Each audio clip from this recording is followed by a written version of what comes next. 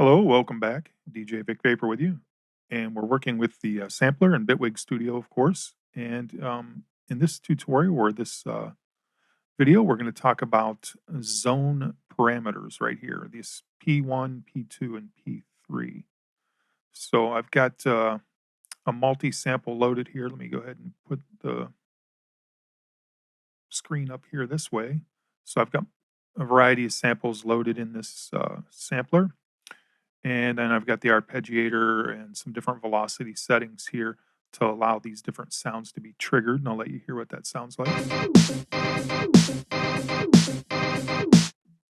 Yeah, so we've got those sounds playing. But what I want to do is work with zone parameters and manipulate these and let them interact with the sampler in a different way. So when you're thinking of the zone parameters, it's just an additional modulation source is all it really is. So we can start by saying, like for instance, if I select this reverse symbol, this zone right here, you can see here now I have zone parameter 1, zone parameter 2, and zone parameter 3 over here. And I can adjust a percentage to allow whatever I assign this to modulate to start to move. So let's go ahead and do that. We'll select this reverse sample here, and I will select P1, and then you can see now it can be manipulated or it can be modulated. So let's go with the speed on this. I'll move it back just like this. I'm going to get a little aggressive so that these sounds show up for us. So we've got that done. And now let's go to the second P2. We'll select that. And on this one, I think I'm going to assign it to one of the filter types.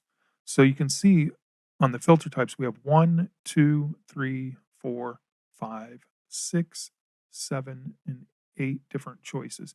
Actually, I think it's just 7. I think the flat doesn't show up here. But the reason I counted those out for you is when you select here, say I want to go with the bandpass here.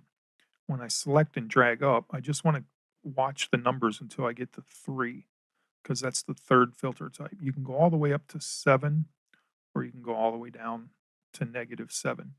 But right now we just want to go to 3 to get to the bandpass, or as close to 3 as I can get.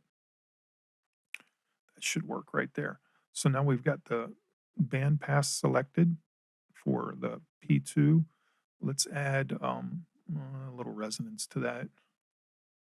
And we'll be good with that. And now for the last one, P3, let's add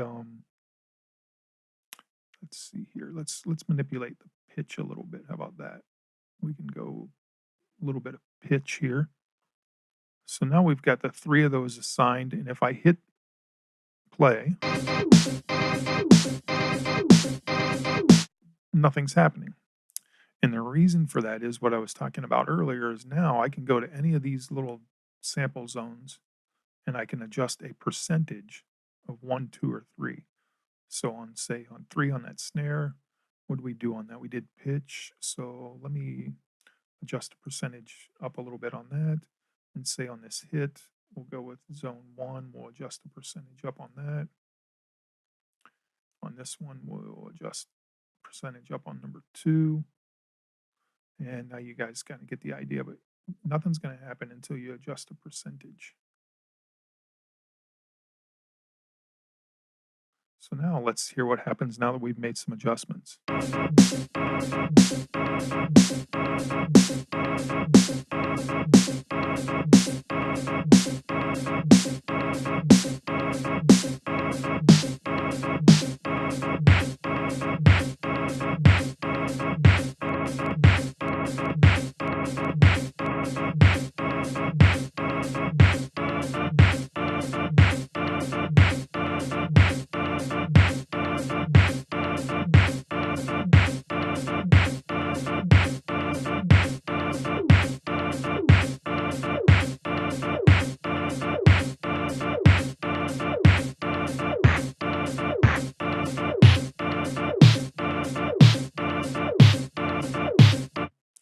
So that gives you a good idea what you're dealing with when you're talking about zone parameters.